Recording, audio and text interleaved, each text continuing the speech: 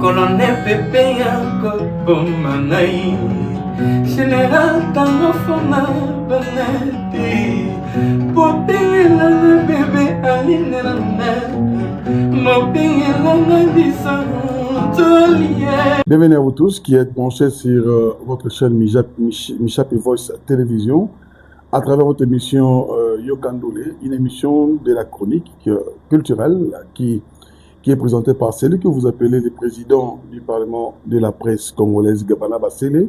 Je pense qu'aujourd'hui, on va essayer de parler aussi pour donner quelques informations que nous avons retenues. Mais d'ailleurs, au chevet de notre émission, nous allons d'abord parler de l'invité de cette émission de ce dimanche. Je pense qu'il s'appelle Elraïs Matadia. Je pense que vous avez remarqué ces derniers temps, il n'était pas disponible, aussi régulier.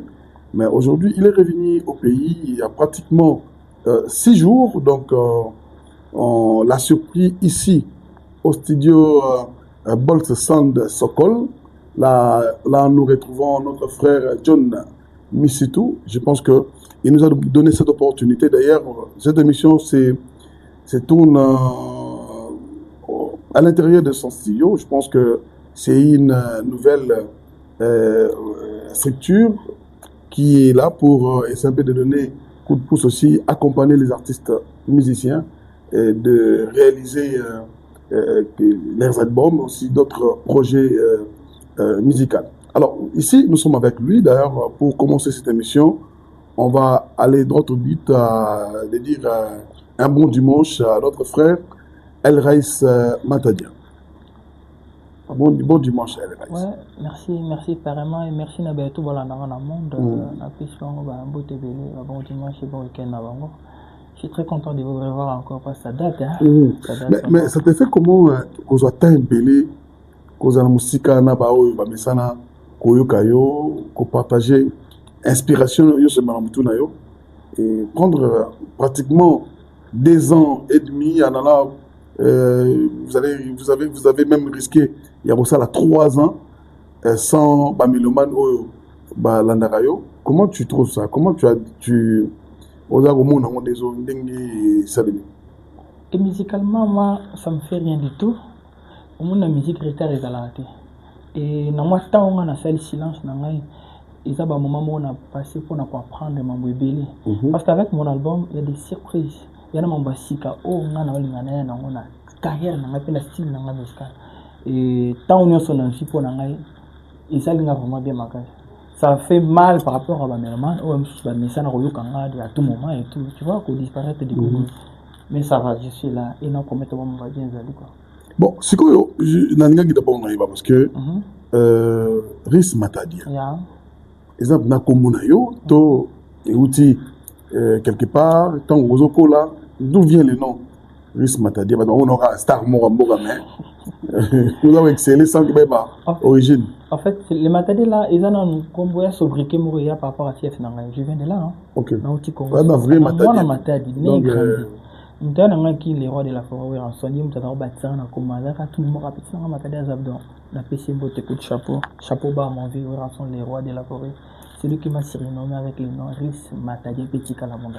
Bon, c'est quoi tu bétano parce que dernièrement tu Gibson Boutokondolo le grand frère. Et souvent c'est à vendre image il y a Matadia. Donc c'est d'ailleurs le nom de Matadia. Voilà. Ça nous inspire à comprendre que Utakuna. Alors ce qui to banda ko bétali solo soit tu yo zanan yo moko zanan outi wapi to banda. Je suis un artiste, un musicien, chanteur d'abord du point. Et Congo central des artistes fiers. Parce qu'avec ma musique n'est pas pour la Congo central, tout ça s'arrête là pour la mélomane dans le monde entier. Et il y a un moment où dans ce qui temps, il y a un peu parce qu'il y a un moment où il y a un salle où il peut permettre qu'il n'y a pas tambour, la musique n'est pas tambour, le monde entier quoi. Donc c'est un peu ça. Et naza artiste et musicien chanteur. Nous l'avons demandé. Parce qu'en te voyant comme ça, et là, tu que vous allez moi, d'ici d'une bonne famille. Merci. Famille Nzalate, parce que tu es artiste et bien, pour le voyer, tu n'as pas passé. Au moins, par rapport à forcer, mais on comprend que nous allons quelque part avant comme place. Alors, on te posait des questions, toujours chic, très beau, tu t'habilles bien, mais où tu nous demandes origine, source, musique, et ma master parce que dans Canal Plus, na 610 Michel Voice Télévision, expliquer biso musique penza. Et au bande on na bani musique en anglais. Na utu na Bethlehem, na Bethlehem tout seul orchestre là entre nous les jeunes. L'orchestre s'appelait Wisham à l'époque na Congo central. Et na ko bima deux fois meilleur chanteur na Congo central na deux fois meilleur chanteur. Na année 2004 et 2005 et 2006 les rois de la forêt Zunga na Ekin. Non, ça une occasion d'abord. Non, j'ai concours moins ça là na Congo central. On super ndoule ça a été organisé par je vois encore Gabi Ndombe, Vienna Jean Ndoula Mata, bah je ne sais de l'époque hein. Éviter celui de ça là parce que ça date aussi moins na question. Non, bah certainement bon ça Mata parce que certainement Canal Plus c'est partout hein. Voilà. Et famille na yebi donc la bête musique on a kona les rois de la forêt Zunga Toyeki. Bon moment na passé na maison mère na ba moment pe ma bé na ko juger bon on dit baba moi chita sima et na ko lukavi na ngai ferigola le padre et na vane de 2013 à 2018 de la bande carrière na ngai bon siko ko tamé pas le roi de la forêt ezaki na occasion ni ko ba retrouver parce que on a mata dit certainement et en mboka na province ba yembi au Sahara si faut citer comme belé artiste belé au Barina na Kinshasa et belé ba otana matadi ba na Congo central et na matadi nga déjà comme yebanagi ekotaki nzamba c'est la grâce pour même na école ozomona que non ba promo scolaire je chantais déjà avec des grands quoi parce que c'est ba vie mikolo menayaka on a pu tout ça moto étant na bimi des familles chanteurs nga na yebaki moto c'était un bon matin avant Nanda c'était le 24 février le roi de la forêt fallait prester na Lady en 2006 na matadi plutôt na mon cas président Boris Satini Mercedes et Kozwa ngai na président Jean-Paul président va fan club à Congo central que non tout que nous avons na ensemble j'avais faire bon président Boris et les autres pour que ba soit inspiration royo au le roi de la forêt et là on est non poussé bon pour que non pas le roi de la forêt c'était le travail on est manini on est ça la nini à l'époque na bimisa banzi bope na Congo central na sana ba clip déjà ouais na sala nze moni di bana Congo central yake pananga na conversa bolingo atezala ki verbale na maloba na motema ezala ki écrit Mikale Congo oyebisa kinga que je suis la femme de ta vie et puis la sira kinga tokoya dans l'époque déjà ba critique ezala ki OK d'accord Antoine Bona et Pata qui vont na Congo central on a touché à parolier si je travaille avec des bons on a mikolo ba oriental ngai donc ba oriental ngai ba talisanga banjela ozomona na ba président Boris ba wa ba père pas na biso OK tout ça sont encadrés mais pas na bango tu sens que non beaucoup vanda boya mo ba te boya na lopango na instrument sana boye ba na instrument ko mo sala na mo donc c'est le la biso déjà des ouais président Boris ça donc on a pris ba mbote belé en président Jean-Paul ba vivre vraiment tout à tout et ça resale mara trop et ko sala que non tant na comme beta musique matadi comme kenimini oui rançon à tout chaque leader qui t'a en fief moi beta ndola tout na est-ce qu'il y a des artistes ici et ben c'est que non on est trop notre musicien qui s'intitule on donne des risques à l'époque pas tomber en Farinelli ya OK on a vendu tout beta ou balé tout comme ba vélo et tout non on a mis tout que yo que so là ta ba yo ah président ni non tout que mon a oui rançon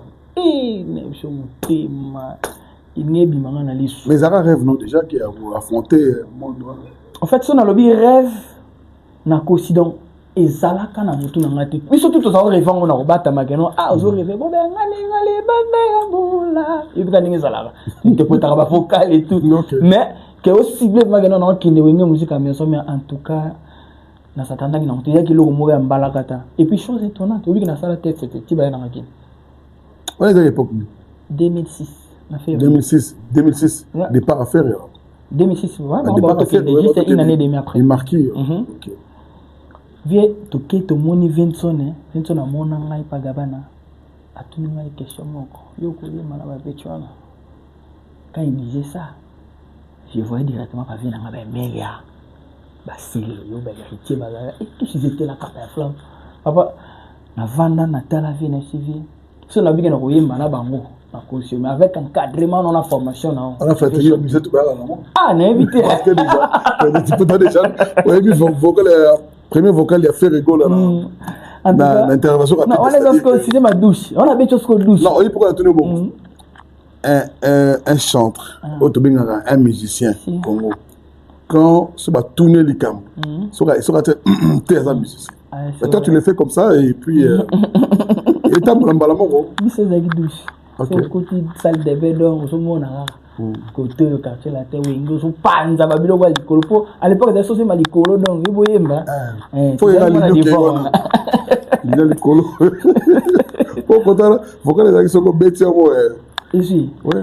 Donc to vanda vinto natali ngai singa bon ngama to ke stade ozino za ngabi press na mata to kena vipi na stade ngapi cortège carré continue ndule banda 17h pas 22h 23h président dit que non concert ici parce que tant qu'on quitte podium akutana nga sikona podium bi mama na busani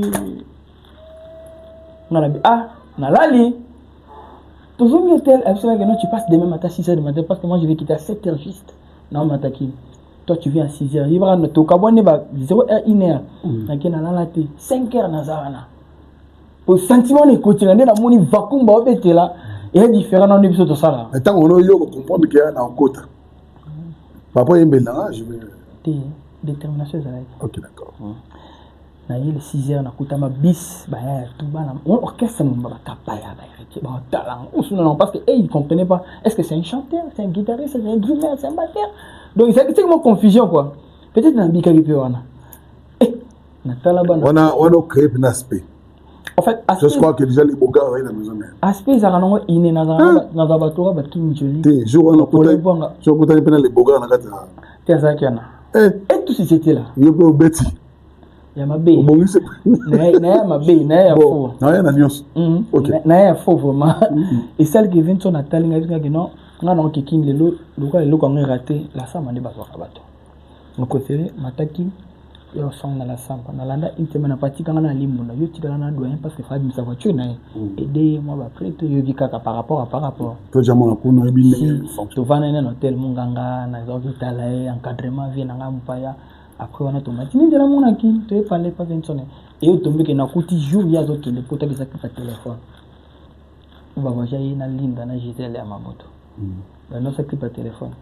OK. Alors c'était au moment où yo y voilà les mêmes jours. OK, d'accord. Il y a zo qui le donc là comme na 19h et 20h avec pressé na ba mettre ni jaba vu 17h to solo laisse na que non on a album témoignage donc yo côté y a témoignage et bimisika. OK, d'accord. Non, moi je voyage là. Ici c'est chez moi. Mais mon bureau, c'est la samba plat, la zamba plat. Donc trouve-toi ta famille, va nous au sala, tout dans la samba mon retour. C'est pas tout. Mais qui n'a pas rep. Na mano un rep, quoi fan club. Pendant un mois je crois. Et après c'était le 5 avril. Kapa ya mutaidanga kena matapo. Pour finir na bossana. Comme il avait beaucoup de projets dans sa tête, na mambasha ginem chaga yaki, il était vraiment embrouillé. Na comprenait qui. Na ngama ko tenir rigueur internet va saboter non. Et na vanda pe ko benga bekaka ba vie na biso et kapa ya ko mona ngaya tisima yo mo matali na mo vanda yo nga no sa dia na zina tant présence ni présence souffler na oreille devient ça bon matin to mata jo nga na Bercy moi. Ah OK. Si tout ça la test même jour c'est la tempo. Après test na biso mutala na biso presse d'Angola. OK, d'accord. Donc Vanessa c'est la tempo les jeunes non Vanessa c'est la tempo oui mais c'était là 2006 moi je parle de 2006 le Colombier qui on a le Colombier OK d'accord on c'est la test OK toute l'animation et ça qui était ba vinto na que non oyemba au président yemba pas invité mais toi tu as parlé de Bercy non qui on a dit à Bercy denga na ebin po boka on joue test yakala ayaka na kriwan so tanga ki la brigade. En tout cas, na comprenez le qu'on a titulé. Na comprenez mais on a bien sûr terrain client. Il y a des images qui sont là, brigade nim sans son mon ma B. Moi je dis que la vérité. Donc, on ils ont crié à Bercy. Non. Parce que toi, tu vas. Non, on va prendre le éviter. C'était. On est qui n'a disque. Nabimi Sony, j'espère. Voilà. Bercy, vous savez qu'il y a un client à boire qui ont le colonqué. Animation, ça net. Vite, on a essayé de me cacher. Mais qui peut chanter. Vite, bon, ça a l'air de travail. Après, il y a des gens qui ont des problèmes de santé et tout. Qui m'a dit on a tiré la narine. En tout cas, donc s'il faut rappeler aux gens que Bercy a Outarandé maison mère. Ok, d'accord. Même jour même jour, ça c'est même jour à la Bercy. Ok. Alors, on continue la suite.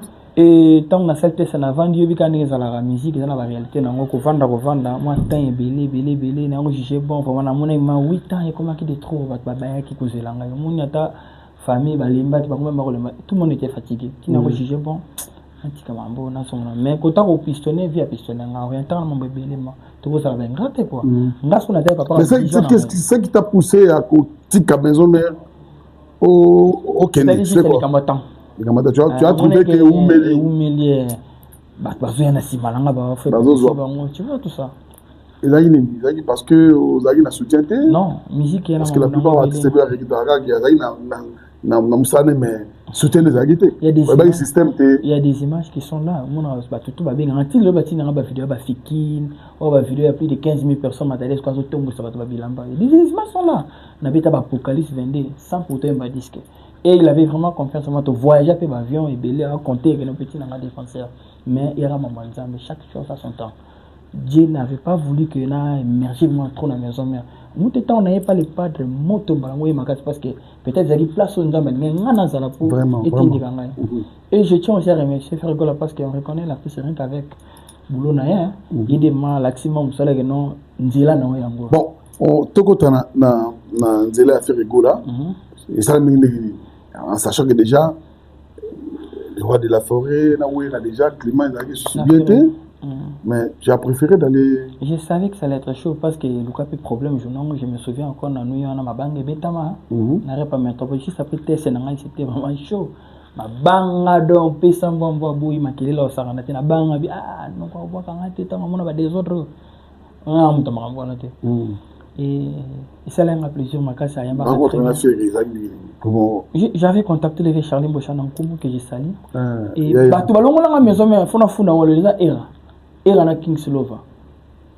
Na grand fana so pour les bons à gaz na gaz. Asa beta dia bona ninga musika ba benga te folongwa. Nini. Bah ça on a ma casse, tu imagines répéter la maison mère mardi, bah qui mission na vrai. Pour la salle la tête. Oui, mais c'est bon, on n'a pas guerre. Non, ils ont passé, c'est les canons, on a grandi non.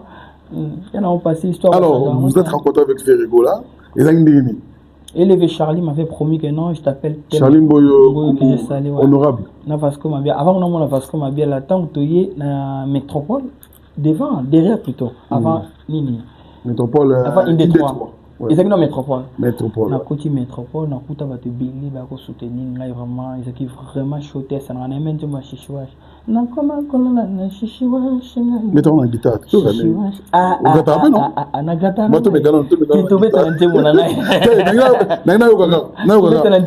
C'est que vrai moi j'avais eu peur que tout son nom bobo le premier maes mazaba Jean Baptiste mba planifier la kinga gaita zela pour passage n'angezala sans obstacle likama liboso na kobongola meto pays pour un point à conserver la c'est pas mal est-ce que la musique a qu'on se retrouver excusez le mot na imba wana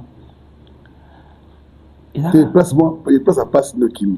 Continuez. Est-ce que la musique n'a pas se retrouver Gabane? N'absence na yongana kozwa chasse nalila butu na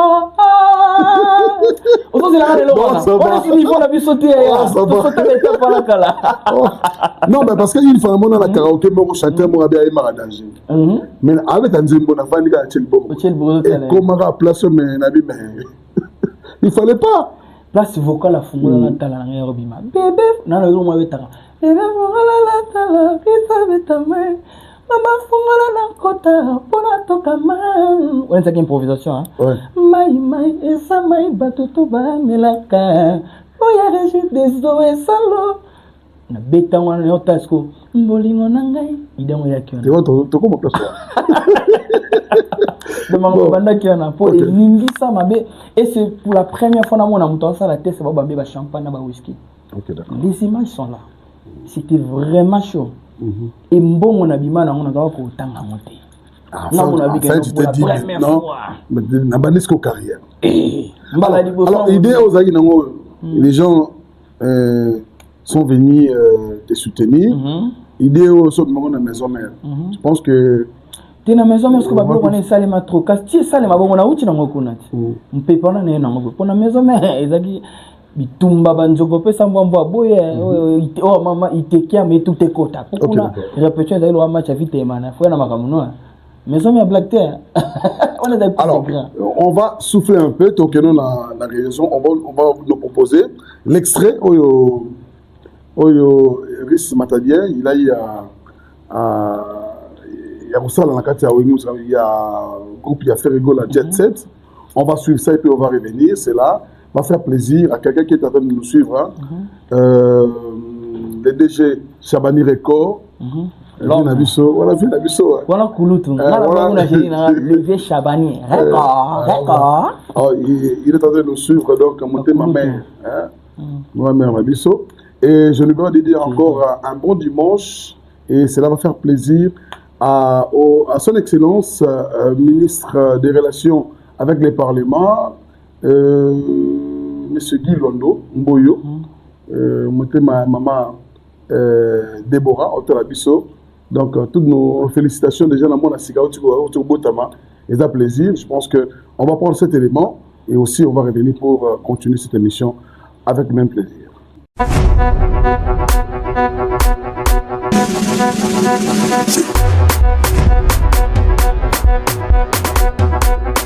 Voilà. Merci Nabandego Baola Nabiso. D'après Simbote na Esther Miezi.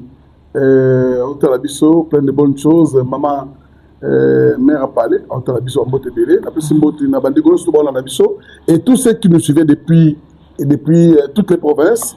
Donc écrivez-nous, nous sommes en direct. Communiquez un message, on sait comment est-ce que tu vas rejoindre Rangou en émission Nabiso pour que saluer quelques personnes au bas de Nabiso. On n'a pas l'habitude de saluer Batou. Donc c'est des temps, nous ça vous de thème. Donc tu as un message, mais j'ai dit à 5 minutes juste sur le banc de votre écran, comme ça on va essayer. Il y a un peu de dédicace. Alors nous revenons avec notre invité. Alors, Ngala Lingi, tout le cas en live. En live. Ça là nous ça teste. Vocal au Yembi et pas faire ego là. Quand ça on le colle en Zembo parce que certainement vocal bien c'est ça la maga. Et où t'as un Zembo pour composer pour nous par exemple. Tout grand. Attention au microphone.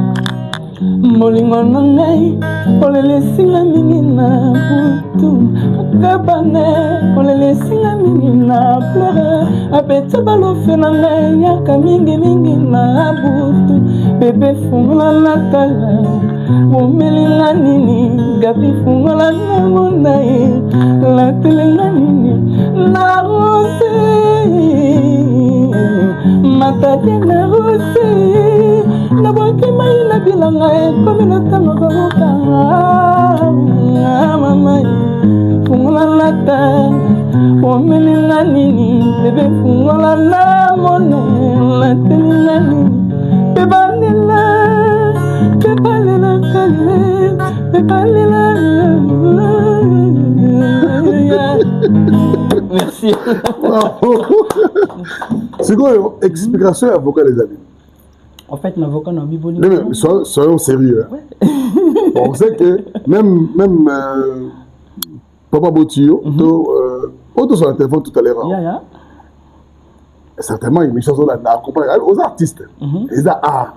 Mais tu nous expliques, en toute vérité, tu voulais exprimer quoi? Tu voulais dire quoi? En fait, n'a pas ça qu'un conseil. En fait, sur le niveau vocal, il est clair.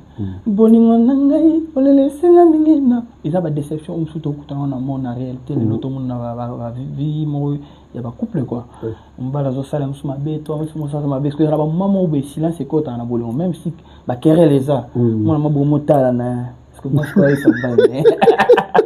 molingo na ngai olelesinga mingi na butu désolé olelesinga mingi na pleurer apetcha balofe na ngai parce que butu eza place moko babaka cerveau epemaka oyo moto aplongera cerveau ne na zénith avandi makimia et puis aomona azo comment dirais-je aomona lobi na ye na moment eya moment donc ini quoi on nzaba tsaka temso pour ne tukanga miso tolala bongo toyeba te tokendaka tosala nini yango epsi so jusqu'au moment yango blessa ngai on nyata moment apetcha babolingo na yaka na ngala pour ça finance sala na yo na ngamo ba câlin parce que nous on a mon ami na mindele les blancs adorent vraiment les câlins et tout pour chouchouter tu vois et azolela apetcha balof na yaka mingi na butu bébé fungola motema na kota. Alors DG Chabani Record hein on va de gogo papa. Je salue maman Francine de là où elle nous suit. Je pense que nous sommes très heureux de vous savoir que vous êtes en train de nous suivre.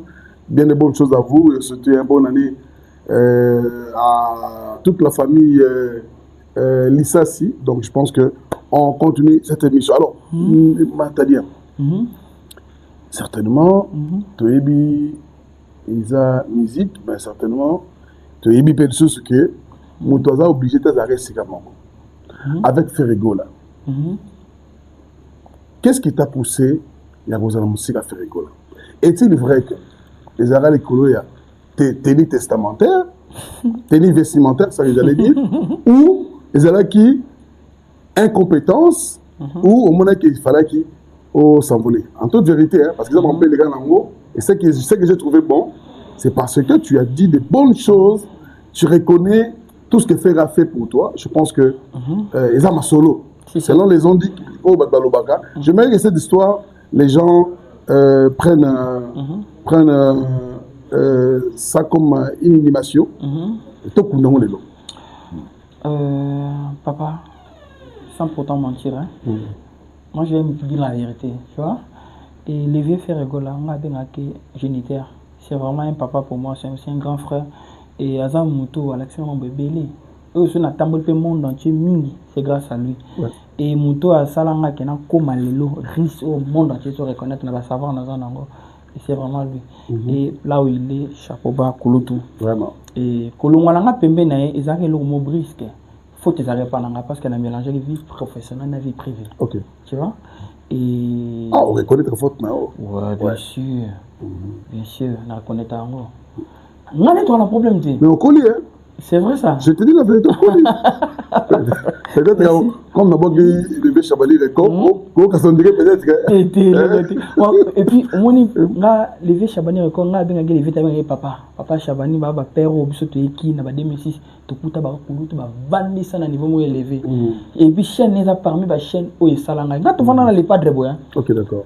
Et ils ont un confrère, non, ils ont un comme il est Willy Kaimbe. C'est mon ami. A bêter le roman devant les padres. Première émission dans la kin. A bêter le roman, yo m'attendais, non, il n'est pas de ravandia. Un jour, au tic a été. Heureusement, t'as la chaîne loi Congo, et bêter le cabon devant, patron na gaz, na zinda toni. Na bouka na TNFT. Et ça ramou tout cas orchestre, non, t'as la destination na y. Ba o babandaka na place bandaka basuka place basuka ngape na place na ona suka sele muto ko longo orchestre te ezala ye moko ni pas travander habiter na betile maboko na Congo et émission salema à combattre parce que je savais déjà jamais ko orchestre muto bando ya 100 tatu kutombolo za ezala kate ezala tremplin ndenge pe bango balika ba tremplin ba orchestre moko et se séparer avec lui franchement parlant ça m'a fait trop et j'étais vraiment choqué. J'avais des larmes aux yeux avant de réagir. Et j'avais dit, mon Dieu, que non, Dieu, oriente-moi. J'ai pris les choix. Et ça, ma bébé, mon souci, il est déjà bouillé.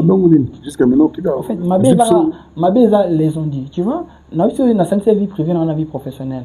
Je vivais avec une personne, dans mon nom, les orphelins séparés, et c'est elle qui m'a créé des problèmes. Il y a aucun le patron, n'importe quoi, par rapport à Nina Tikaki. Ok, d'accord. Vous avez la place pour moi, Kenda, Basala clic, na bureau, Basangana, Bete, lo, qu'on a vu, c'est ma coach, et ça, ma belle, ma cassala, Bosoto. On a vraiment la présence, n'a pas vu. Les actions importantes. Et ici, à quoi limite, ce n'est parce que lui, mon frère de son cœur, dernière conversation, on a eu sur la mission, que Makelele, ça c'est la famille. Matadé, c'est notre frère. On comprend que ça va tchaka va il faut t'avouer, ta moitié pardonner. Moi, je pense que déjà. Voilà. Et frère n'a pas besoin aussi. J'ai compris déjà que. Dis-moi quoi alors. Et là, ma soulmou, tu étais na quatre orchestres. J'étais avec des amis. On était nombreux, il y a plus de 45 personnes au Orchestre Mumba. Parce que ça une réunion. Ouais. Juste après, en haut, demain matin, il fait un plaire na ça. Désolé. Que na la tu savais na les padres. T'as la pas bêtise à bon. Il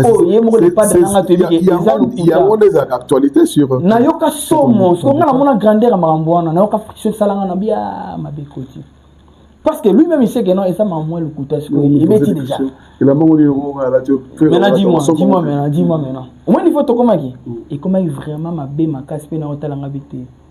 On a longue placé sur place dans la tête. Et je me souviens, à chaque émission, dans la salle, j'ai parlé souvent d'un slogan en maille, parce que je savais déjà, et quand il a vu sous-sol, Babylon, moi, ils ont été à marathon. Bon, comment dire, premier soin, premier soin. Non, premier soin, on a coupé un côté. On a coupé un côté. N'engin samba ça retombe la ngai. Yembo le padre. N'a rien à voir, n'a rien à voir avec ça parce que il y a beaucoup déjà ça mais et comme que non en quatre orchestres c'est comme par pilier en mouvement que ma cambozo ya au fond da bomutura talanati tonto a téléma gaz pour les boanga atuna ngana qu'est-ce que j'avais dit ba fait sonze ngabi vie na sonze beauté on a carnet c'est vieux pour le moment na kosa qui na la carte pour na refunga matin yo c'est pour les wanga immortel pour les boanga gaz de Switzerland. Là, vous avez voulu Egyptian. Au moins, voiture dans la rouge, il y a peut-être une voulu Egyptian. Ah, on a voulu Egypte. Déjà, on a une image, artiste. Mon ministère paye un mot pour le bas. Soit moi bien aillé. Au moment où on a une image aux décollés, au moment où ils ont défilé, on a des cas à vous expliquer. Mais c'est vraiment avantage. Alors, bref, Lélo, avec ce rigolo là, qu'est-ce que tu retiens des bons? Et puis peut-être peut-être au website que quelque part côté voilà certainement ça a entourage bon les là les problèmes il y a des jours exactement pour toi c'est rigolo et c'est là c'est pénible au bimisi babola mon ignoce non c'est bon c'est vraiment et tu as reconnu que faut des aguilles alors dire à faire rigolo un message il est en train de te suivre. J'aimerais que autant la caméra de l'Obani. C'est rigolo. Le padre, on a la père Nangaï, il sait très bien que je l'aime. Et lui aussi. Et vous aussi. Celui qui tutoie pour le il est dans là, c'est rigolo. Ngai. T'es nati. Au moins, t'étais non, son nom avant solo. Au moins, on a sa papa. Papa va faire ça qui est tolité na n'engé mobo na télé, tu vois, par rapport à la éducation Nangaï. Et n'a préféré tout son nom Nangaï. T'es obligé de ne pas son nom. Ça date. Non, on a téléphone, tant bah regarde on avait parlé et tout. On a coulu tout Nangaï. Hier là, j'étais au club. Aza papa toi coulu. Non, Aza papa. Il est tout pour moi dans le monde mystique. Aza papa toi coulu. Non, bandeli. T'es mon corps. N'a pas combiné sur la robenga. Ce qui n'a pas façonné. Non, Rose n'a jamais chanté et au même moment, on a trouvé tout batteur. C'est Razanan. Kulutu. N'a pas expliqué. Oui, ils ont mis là. Ils ont mis la raté. Aza Kulutu, toi, Zaya. Batunde va te comprendre ma vie. Ok, d'accord. Ce qui n'a lobby que non, Aza papa. Parce que papa a beau temps, Makambo n'est pas de la même papa n'a pas de la côté. Ok. On a un qui papa. Nané que non. Tout ça là qu'on a c'est lui qui était comme la tête. On doit traîner dans ça là que non. Grâce naïe dans un monde à maman ça papa ou bien papa t'aimes. Et ça la vie coulou tout c'est par rapport à l'âge. On se trouve sur na boui parce que vous le battez les pas trop beau temps non. Mais ça papa par respect, il y a orientation, ni un cadran na quand on caisse on a bien papa. Mais souvent la papa na coulou pour na mo. Toi pensez na plan na style na contexte ni musicien na âge na musique parce que y en a fait les autres il lié bien la musique aza papa toi coulou papa merci beaucoup alors on avance les lots ont décidé au Kenya parce que selon l'information que tu auras qui avoir je te félicite d'ailleurs parce que depuis au bandagi au Kenya kaka merci aux a quoi avancer merci. Et nous allons prendre une chanson où Embeli Abedachou, c'est la chanson qui est actuellement en promotion. On va se désolé. Et d'abord, avant de qu'il nous un message à Bédachou et puis tout va clip. Les patrons Bogos, je les salue là où il est. L'invité sur Aza King Silova, les gars managers, je te salue aussi mon my bro. Yoyebi, Nde Masole Banda. Quand j'ai la mon collant, un sonnier coton, la cacona yo. Pourquoi ma coloca numéro yaba sapeur et pompier? Ouais, cause à la trota. Molingo na bomba, nina kata la terre, coca moi et folie. Avec les sacs, nena, sabasaki, de yamunanzila wapie. Mawabe de chure, oh, ya. Pengela la Merci. Alors, on va suivre Isolé, cela va faire plaisir à John Missintou. John Missintou, le meilleur. Il n'y a pas plus que lui. En autant la vision depuis quelque part. Merci aussi. Et aussi, mes condoléances à Bimo Flash, qui avait perdu, je pense que c'est lui ici, qui a perdu un membre de sa famille. Bon, il y a la famille là-bas, la famille Fatima Seya. Donc, nos condoléances à la famille Fatima Seya. Et aussi, nous saluons Didi, plein de bonnes choses et puis beaucoup de courage. Et après ce mot, on a Patrick Are Kiwobo. Et on va suivre cet élément et puis on va revenir. Merci. Voilà, merci à Mathieu Massala. Merci au docteur Bob Loubaki qui sont en train de nous suivre. Merci aussi à Paul Boanga, Gaz na Gaz. Et merci à tous ceux. Merci aussi à Fila Car. Fila Car, Alors. Rofi. Voilà.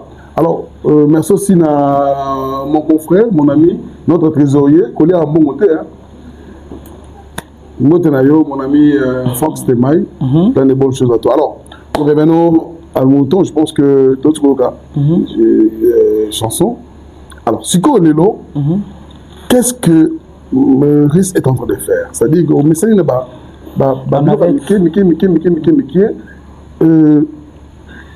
pourquoi ne pas faire un album? C'est l'album Penza, et tu vas consommer musique de la moto quand tu as destination. Pourquoi tu préfères toujours comment un single? Il n'y a pas assez de moyens ou vidéo. Qu'est-ce qui se passe?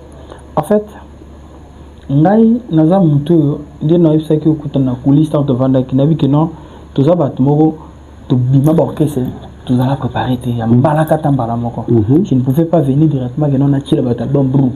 Parce que n'abord que c'est tout les gens ont opportunité te chance te aroyer banzembo moko. J'espère que Rofi Kulunga est témoin. Na chose opportunité na te. Donc j'étais obligé ya ro yo ki sana no bato o ngana to la sabato o ngana za na confiance ba repé sanga ndena représenter bango disque.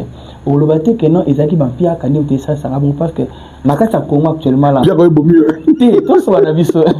Au moins pia ka imona na. Je suis le seul artiste à ma génération où a eu espace pour faire la collaboration avec grand artiste afrique. Moi j'ai chanté Kitoko avec une fille kenyane, Avril Star, on est à Kenya. Et j'ai chanté avec.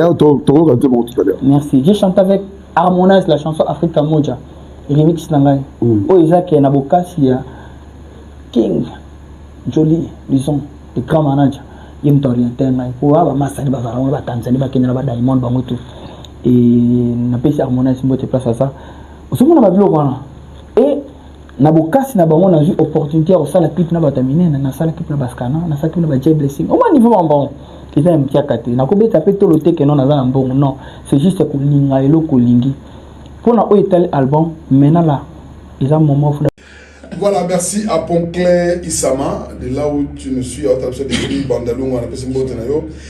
nous rappelons qu'après cette émission, les noms des chroniqueurs culturels va se retrouver à l'hôtel États-Unis à Bandal. Ça sera pour présenter l'équipe gouvernante, l'équipe qui venait d'être promis par l'Union des chroniqueurs culturels du Congo, parce qu'il y a plusieurs activités qui est en vue. Je pense que ça sera aussi une occasion pour les membres de l'Union passer à l'échange de Vienne à Bango pour l'année 2026. Donc, tout journaliste, tout chroniqueur culturel, Oyebi Kozalagata, Union des chroniqueurs culturels du Congo, parce que nous avons un grand travail à faire, surtout dans Mamotali Moka. Pourquoi l'Union des chroniqueurs culturels du Congo? C'est-à-dire que nous avons remarqué, depuis un certain temps, Mboka na biso est habité na problème état de guerre. Mais à chaque fois quand les autorités pensent aux différentes couches pour venir apporter leur soutien, mais les chroniqueurs culturels sont abandonnés, sont certainement épargnés. Or, si nous allons nous rappeler, en 2008, quand Mosé Laurent Désiré Kabila avait décidé, il y a qu'au rompre relation na Rwanda, c'était les chroniqueurs culturels, des musiques, non pas ça, l'animation culturelle. À l'époque, émission politique, ils allaient rater. Pour eux, c'était la série à Kabila, yo Zaboé, émission musique, tout la politique, au fin à Kabila. Et ça raté. Mais les lots, quand les journalistes ont négligé les lots, lobby, la matière, il y a pour informer la population, tout le monde Rwandais. Oh, émission politique, il y a la vérité, c'est la raté. Mais il y avait des chroniqueurs culturels qui étaient là pour défendre le Mboka, et puis la preuve, Mosé Laurent Désiré Kabila, Tamasala qui, tout pour le Congo, débat national, tout.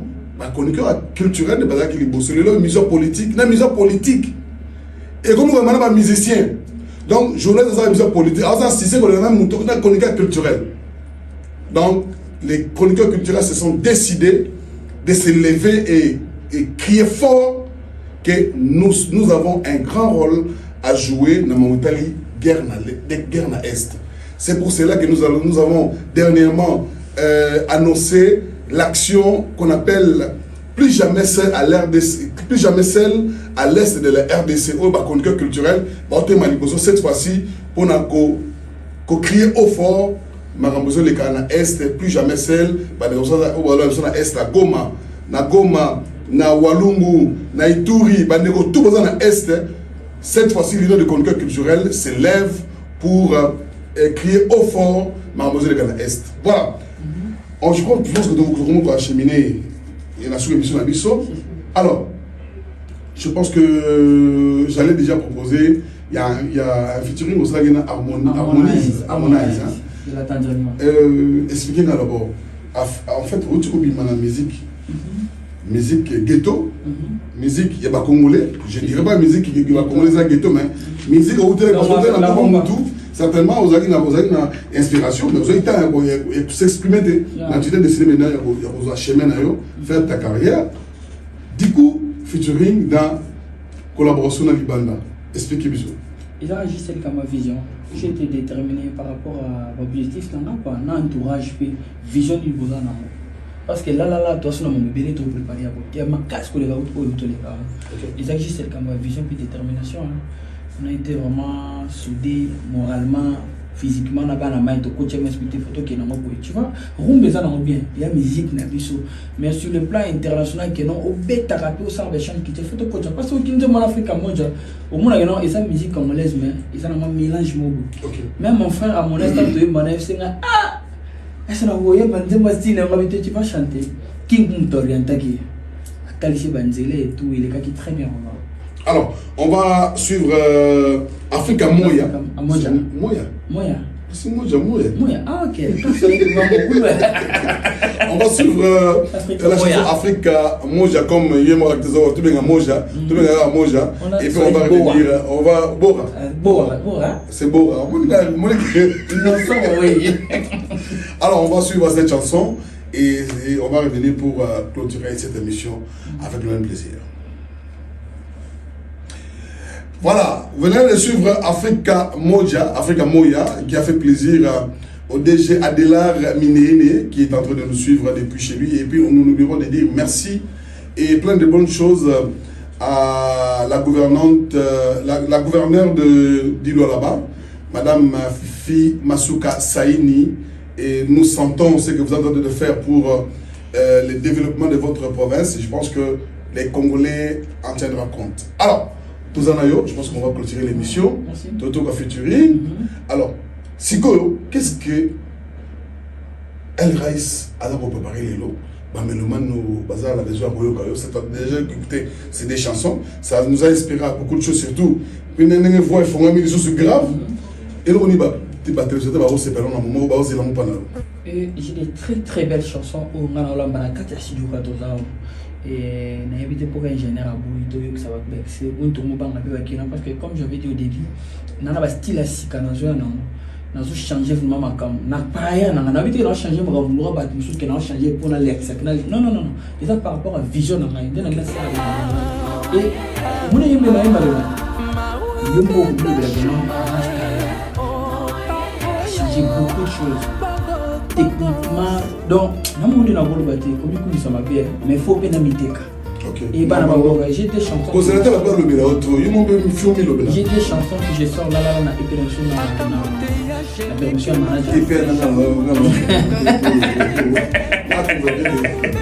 en fait, non, j'essaie d'avoir des chansons pour annoncer et puis des chansons, on a des styles ils ont annoncé Rumba Moko, on a le Big Bola, héritier de le boss live. Big Bola, on a grand frère de l'homme date à ma tête, Rumba, et Nakata des chansons, une deuxième chanson, et la chanson, on a aucune importance. Donc, il ne fallait pas. Parce que de l'autre, ça va bébé, mais le mari s'est dit, je veux plus de ton amour, laisse-moi tranquille. Il ne fallait pas d'ailleurs revenir. Moi, je si je ne en tout cas, vous ne serez pas déçus. C'est une très très belle chanson. Ce sont des très belles chansons. Alors, on va closer cette émission, mais on a la guitare. La guitare, on a besoin de guitare.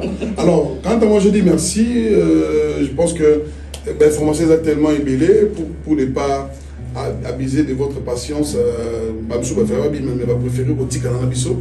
Et je pense que les restes auront dans nos émissions, dans notre émission qui viendra, donc l'émission à venir. Alors, si Koyo, tu as clôturé l'émission, après c'est merci de retour dans l'émission de l'eau, merci na réalisateur de l'émission JDieta officiel, et de voir l'émission na chaîne l'émission Michel Pivois Télévision sur canal plus 610, et aussi l'émission sur Congo et Gabana Télévision, et aussi sur Kimia et Congo, et la plateforme surtout il y a Facebook, comme je vous ai toujours dit, oui, pour partager parce que ça fait aussi promouvoir les présentateurs et aussi l'émission.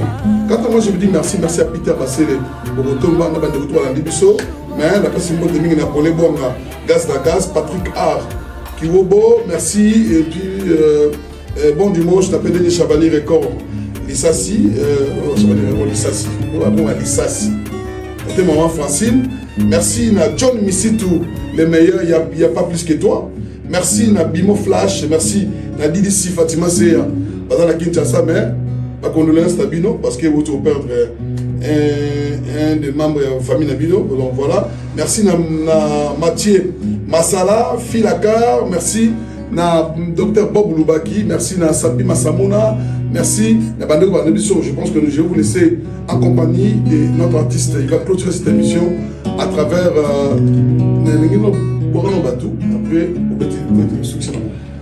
je salue tout le monde, tout le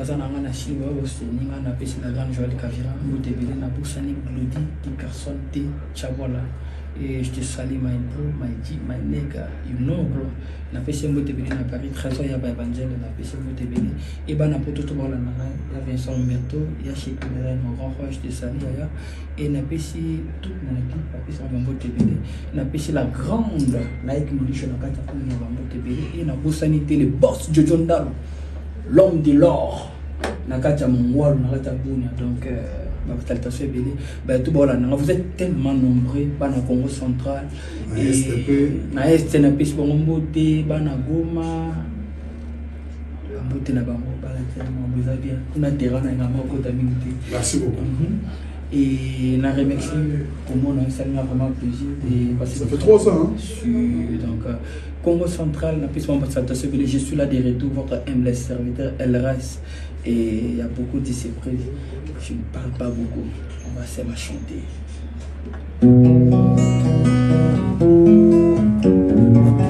Colonel Pepe Yanko Bomangai Général Tangafona Banati Popingela bébé Alinelana Mopingela Nadisa Tolie Popingela Ofi Lungarana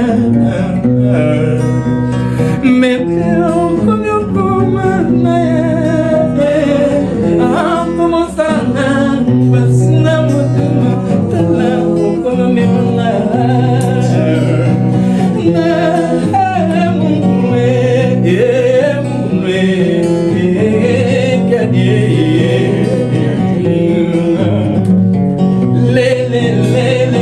Salaminanga, salaminanga, salaminanga. Meteu como sarana, basina mutima, como minha